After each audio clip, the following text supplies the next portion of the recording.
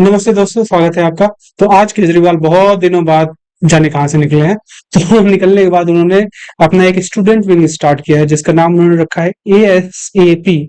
मतलब उसका full form जो भी है देख लेना आप यार। ASAP हम सभी जानते हैं कि एज सुन एज पॉसिबल लोग बोलते हैं। तो वो एक नए तरह की पॉलिटिक्स स्टार्ट करने की बात कर रहे हैं और उन्होंने कुछ ऐसा बोला। अभी किसी वक्ता ने बिल्कुल सही कहा कि हमारी जिंदगी के हर मुद्दे को राजनीति टच करती है। कई बच्चों से बात करो, बच्चों या मिडिल क्लास के लोगों से बात करो, वो कहेंगे I have nothing to do with politics, you bloody well you should have something to do with politics. जो बिजली आ रही है ये भी राजनीति की वजह से आती है। तो आपने ये सुन लिया है, तो ये सुनिए कि राहुल गांधी जी क्या बोल रहे हैं। Politics is everywhere. It's in your shirt, it's in your pants, it's everywhere. The laws that politics makes define what you do. Politics is everywhere. Youngsters are 70% of this country and youngsters are not in politics. This is a fundamental problem. And what we're doing is we're trying to solve that problem. तो भाई देखो, कवि जो है वो असली राहुल गांधी ही है, जो 10 साल पहले ये बोल चुके हैं। 2014 का क्लिप है। उस चीज को केजरीवाल जो है वो थोड़ा सा अपने हिसाब से और इंटेलेक्चुअल फ्लेवर लगा के बोल रहे हैं, लेकिन असली कवि तो भाई देखो राहुल गांधी ही है। और ये बताता है कि राहुल गांधी और केजरीवाल में बहुत खास फर्क नहीं है। और ये जो केजरीवाल नई राजनीति की बात कर रहे हैं, उन सारे समस्याओं की जड़ एक ही है और वो है आज की राजनीति, जिसे हम मेन स्ट्रीम पॉलिटिक्स कहते हैं। 10 साल से ज्यादा ये रहे हैं पावर पे हमारे दिल्ली में, और इन्होंने क्या नया किया है। नई राजनीति के नाम पे फ्रीबीज देना, well there is nothing new about that. और देखा जाए तो उसके अलावा इन्होंने कुछ खास किया नहीं है। मतलब ये बात बोलते हैं कि हमने एजुकेशन पे बड़ा काम कर दिया भैया, लेकिन ऐसा कुछ कुछ ठोस है नहीं सामने की एजुकेशन पे काम कर दिया। न्यूयॉर्क टाइम्स में एक दो आर्टिकल मीन्स नथिंग, और उसके अगेंस्ट भी तो बहुत सारे लोग बोलते हैं। और सबसे बड़ी बात जो आज ये बात कर रहे हैं कि हमारे देश की जो समस्याएं हैं, एक बार और सुनिए। आज हमारे देश के सामने बहुत सारी समस्याएं हैं। किसी भी देश के सामने किसी भी वक्त समस्याएं तो होती हैं, लेकिन जिस किस्म की समस्याएं आज हमारे देश के सामने हैं, बेसिक समस्याएं हैं।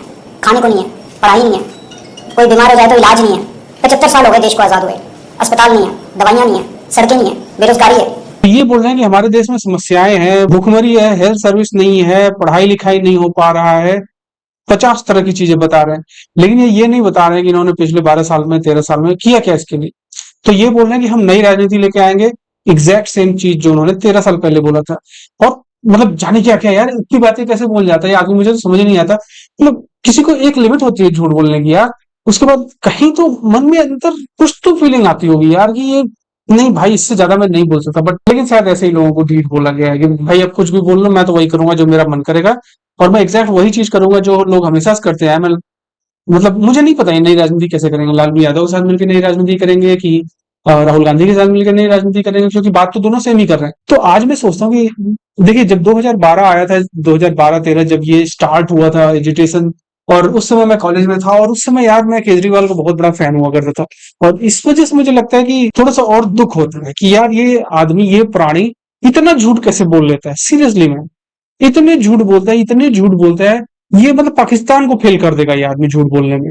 इसको बस मुंह खोलता है और झूठ निकलता है, मुंह खोलता है और झूठ निकलता है, मुंह खोलता है और झूठ निकलता है। इसके जीवन में और कुछ काम नहीं है। सवेरे उठो बोल दो कि अरे हम तो ये करेंगे जी, हम ईमानदार हैं जी, हम गाड़ी नहीं लेंगे जी, हम ये कर देंगे जी, हम वो कर देंगे जी।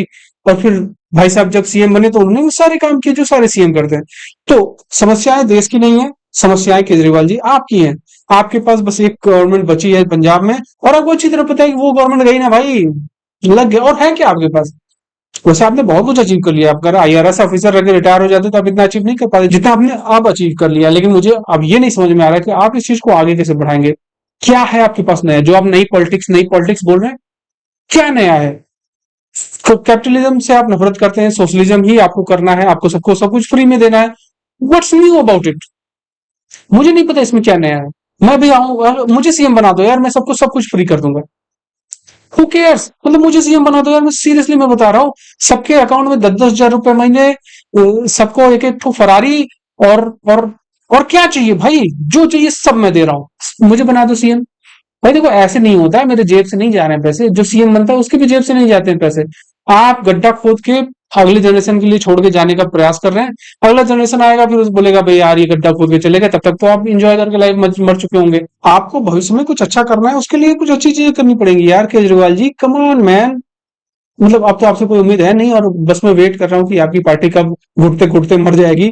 आई होप कि जल्दी से हो जाए, क्योंकि जितने दिन तक आपकी पार्टी जिंदा रहेगी उतने दिन तक ये लोगों को परेशान करती रहेगी। तो केजरीवाल जी पे आज इतना ही। ये आदमी फिर से आके भोकाल पे भोकाल देगा, क्योंकि भाई देखो देखो सिंपल सी बात है, अब तो ये पावर में भी नहीं है, अब तो ये बोलेगा सब चोर हैं जी, ये ले दिए फाइल जी, ये कर दिया जी। लेकिन पंजाब में है सरकार इनकी, तो देखते हैं कितना कर पाते हैं। और सीबीआई और ईडी का जो चक्कर चल रहा है चल ही रहा है, इसीलिए तो भाई साहब एकदम सोचो भाई, ये आदमी अपनी सीट हार गया यार, अपनी सीट हार गया। राहुल गांधी भी अपनी सीट आज तक नहीं हारा, ये बंदा अपनी सीट हार गया। अगर पसंद आए तो लाइक सब्सक्राइब करिए और वीडियोस में लाता रहूंगा। नमस्ते।